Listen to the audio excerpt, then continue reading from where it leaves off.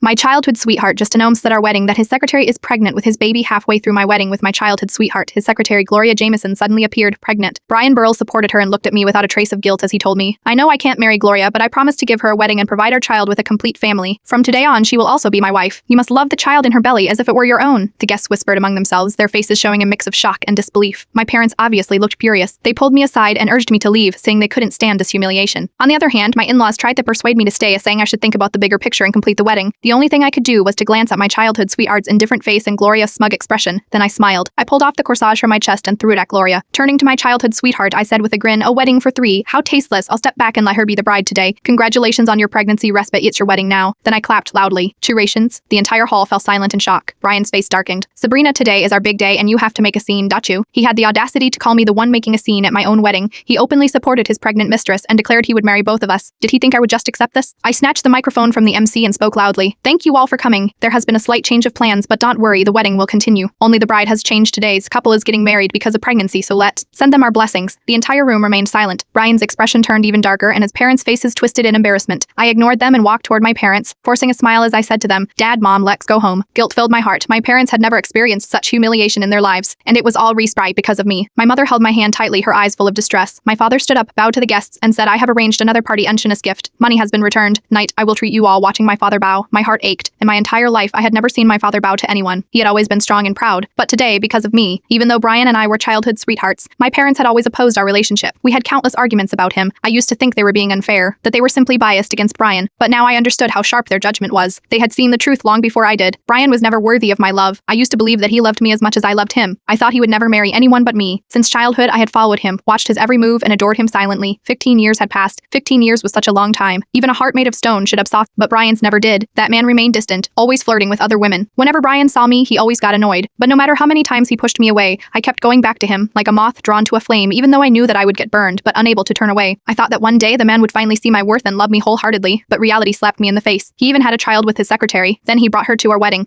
Brian dared to humiliate me in front of my family, friends, and everyone I knew without a single thought for my feelings. Brian never had me in his heart. I gave up everything for him. I put him first in my life. I even argued with my parents because of him, yet he wouldn't even give me a proper wedding. Watching him hold his secretary's waist with one hand while touching her pregnant belly with the other, his eyes filled with tenderness to the point where I felt like I couldn't breathe. That man didn't care about my love. He threw it away and stumped on it. I was exhausted. I couldn't want to love him anymore. Just as my parents and our guests were leaving, my mother-in-law grabbed my mother's arm as the former said to the latter, "Patience Newell, what are you doing? Today is a big day for our children."